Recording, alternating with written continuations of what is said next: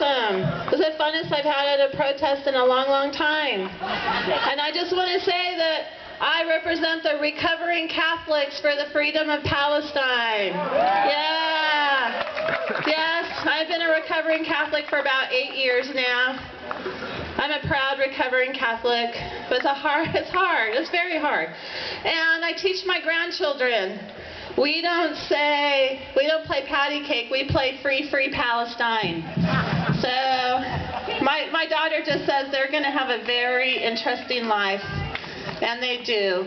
So thank you to everybody who organized this, to Mary Moore, to Peter Phillips for inviting me. At first I was a little hesitant. I was like, what, you guys are in solidarity with, you know, never mind. I'm not going to say anything mean. Well, yes, I am. And so it wouldn't be me if I didn't say something mean about somebody. And so anyway, I have the #1 quote of the day. And I hope that there's not any little kids here. I don't see any. But if you have an objection to bad words, you might want to put your hands over your ears. I got really wound up, as I want to do, about the Bohemian Grove and the people who are up there. You know, one of the major things that's wrong with this country, the people in this country, is that we don't resent wealth, we worship it. You know, Steinbeck, who's from not too far away from here, said that the problem why socialism never took root in America is because Americans don't think of themselves as poor. They think of themselves as temporarily embarrassed millionaires. So, you know, that's our problem. We think that we're going to be like them if we only work hard enough, keep our nose clean, play the game right, that we get to go to Bohemian Grove one of these days. Well, the millionaires and billionaires are the ones that should be embarrassed. That's right! They should be embarrassed by the rape and pillage and murder and torture that they have to commit on a daily basis to attain to keep their status. And I don't want to be like them. You know, people are always saying, oh, Cindy, you're just jealous because you're not rich. Well, you know what? I don't want to be like the rich. I want the rich to be like us. Right? I doubt if they're having as much fun as we are today. And so anyway, yeah, it's very subjective. Fun, I guess, is one person's fun is another person's rape, murder, and torture. Oh, I've got to tell you what the bad words are. So I got super worked up about this because I resent the hell out of those people at Bohemian Grove. They take food, good food, clean water, clean air, and my own children away from me for their profit. Right. They profit, we suffer. It should be the other way around. Right? And so I said, fuck them. Fuck them all. Fuck them to fucking hell. Yeah, you can quote me on that. And you can quote me on that because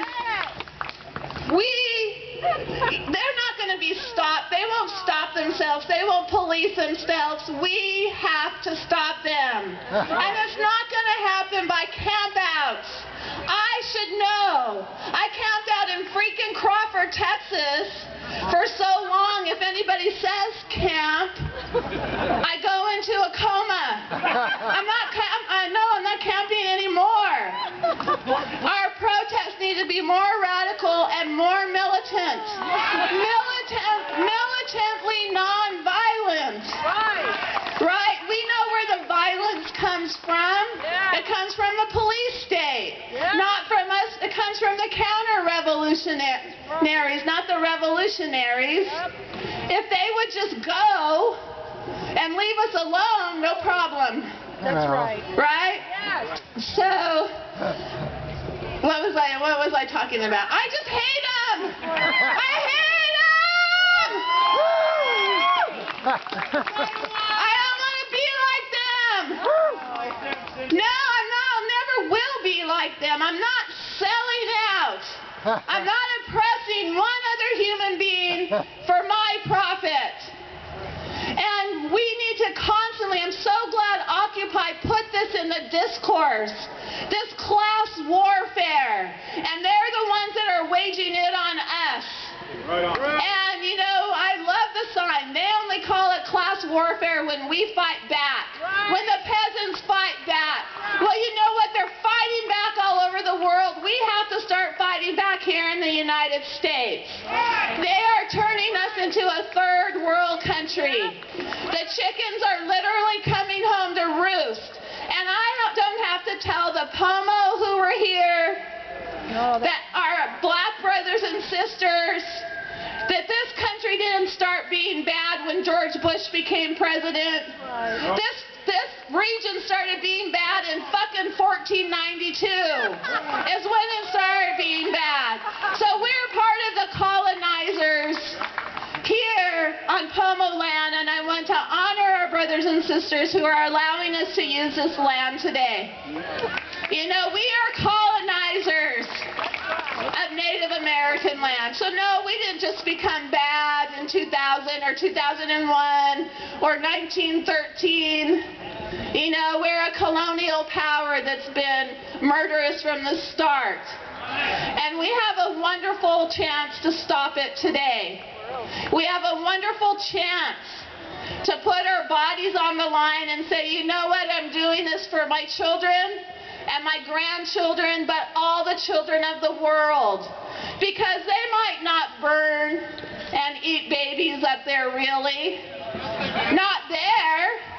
But they do it all over the world. Every bomb that drops is from these people.